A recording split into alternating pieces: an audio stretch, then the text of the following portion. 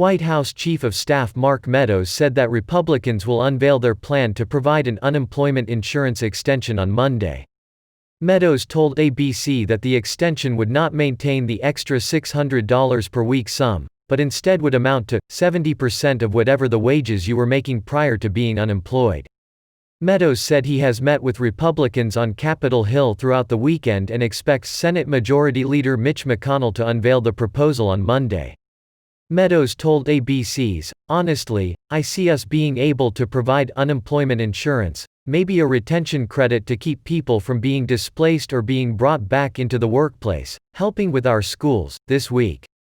If we can do that along with liability protection, perhaps we put that forward, get that passed, as we negotiate on the rest of the bill in the weeks to come."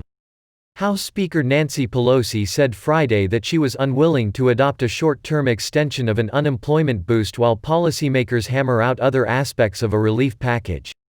House Democrats have advocated for a more than $3 trillion spending package on corona relief that would maintain the $600 per week addition to unemployment benefits through January. Alongside overcoming lawmakers' complaints, the Trump administration will need to surpass institutional barriers to implementing its unemployment insurance proposal as well. Meadows said the federal government recognizes that some state computer systems responsible for administering unemployment are antiquated, so he and Treasury Secretary Steven Mnuchin have a goal of ensuring that such computer systems do not prevent people from collecting unemployment benefits under the new proposal. The House of Representatives passed a massive $259.5 billion spending package Friday as Democrats say they are trying to avoid a possible government shutdown before the November elections. The package passed in a 224 to 189 vote. The package included 4 bills, which would help budgets at the Departments of State, Interior, Agriculture, Veterans Affairs among other agencies, according to Politico. The package includes $12.5 billion in emergency funding for veterans' health care. The Environmental Protection Agency as well as the Interior Department would receive more than $9 billion. Another $4 billion would go to rural development programs, and more than $3 billion would go to the Food and Drug Administration, the outlet reported. The Senate will likely shut down the legislation, as it criticizes President Donald Trump and would bring back funding to the World Health Organization, which President Trump defunded in late May. The passage comes as Democratic leaders rejected Republicans' $1 trillion stimulus package Thursday, saying it is a partisan bill that will never become law. Speaker of the House Nancy Pelosi and Senate Minority Leader Chuck Schumer both criticized the legislation, saying it does not go far enough.